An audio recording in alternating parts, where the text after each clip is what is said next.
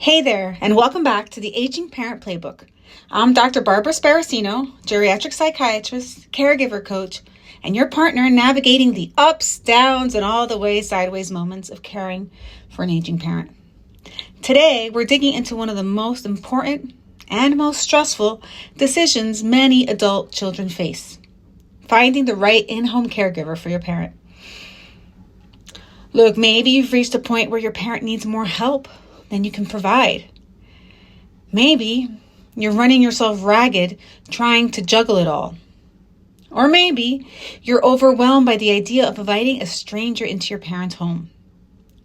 I hear these all the time in my coaching sessions. And today I want to help you feel more confident and equipped. By the end of this episode, you'll know how to determine what level of care your parent needs, what questions to ask before hiring a caregiver, common hiring mistakes to avoid so you can make the right call the first time. Let's dive in.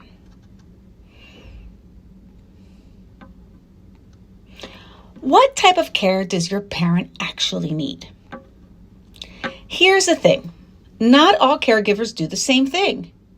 And if you don't get clear on what kind of help your parent needs, you're going to waste time, money, and emotional energy.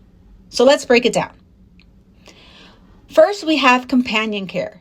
This is for parents who are mostly independent, but may be lonely or need light help. Companion caregivers provide socialization, light housekeeping, help with errands, and simple meal prep. Think of them as a supportive presence to reduce isolation and encourage routine. Then we have personal care aides, PCAs. These caregivers help with activities of daily living, such as bathing, dressing, toileting, grooming, mobility, and basic medication reminders. They don't perform medical tasks, but they're essential when your parent can no longer safely manage these basics on their own. Then we have skilled nursing or home health aides, HHAs. This level involves medical care, wound dressing, vital sign monitoring, injections, or dementia behavior management. If your parent has a chronic medical condition, recently had surgery, or is living with cognitive impairment, this may be necessary.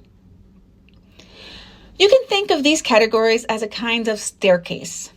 Start with the least invasive and move up based on need.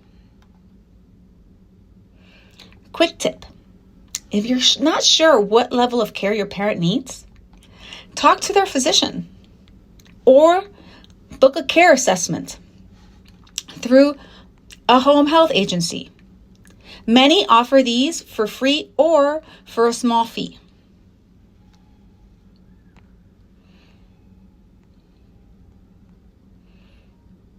What to ask when hiring a caregiver? Okay, so now you know what kind of caregiver your parent needs. But how do you find the right person?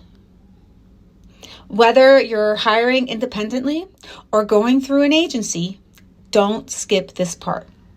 The wrong fit can disrupt your parent's routine, strain your relationship, and lead to burnout fast. Here are some essential questions to ask. If hiring directly, what is your experience working with seniors? Have you received any training in dementia care or mobility assistance? Are you CPR certified?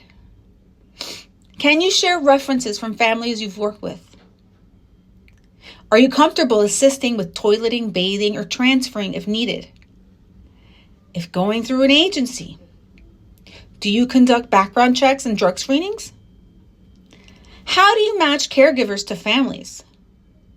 What's your policy if a caregiver is sick or doesn't show up? Can we meet the caregiver beforehand or request a trial shift? And I'll add this. Don't ignore your intuition. Sometimes everything looks great on paper, but something just feels off during the interview. Trust that feeling. You're not being dramatic. You're being protective. So this is approach it. Create a checklist and write down the answers. In the moment, it's easy to forget who said what. Segment 3, common hiring mistakes families make. Now let's talk about the red flags, the things I see families overlook time and again, often leading to regret. Mistake number 1, not clearly defining needs. Vague instructions like just help mom out are a recipe for confusion. Be specific. Does she need help bathing every morning? Does she need medication reminders at 6 p.m.? Clarity equals quality care. Mistake number 2, skipping the trial period. You would drive a car before buying it, right? Do the same with caregivers. Schedule a few trial shifts to see how your parent responds. Observe how the caregiver communicates, handles tasks, and respects boundaries. Mistake number 3, no backup plan. Caregivers get sick. Life happens. Have a backup plan.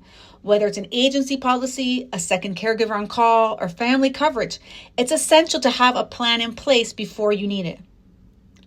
Mistake number 4, not including your parent in the process. Look, even if your parent has dementia or cognitive decline, involve them as much as possible. This isn't just about safety, it's about dignity and trust. Let them feel part of this decision, not subject to it.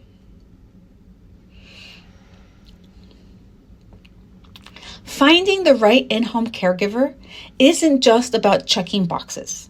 It's about building a relationship that supports both your parents' independence and your peace of mind. And I want to remind you, you don't have to do this alone. If you're overwhelmed, trying to figure this all out, this is exactly what I help with in my one-to-one coaching programs. We look at your parents' needs, your family dynamics, and create a real care plan that works for everyone involved. You can learn more or schedule a free consultation at www.theagingparentcoach.com. Until next time, take a deep breath. You're doing better than you think. Take care.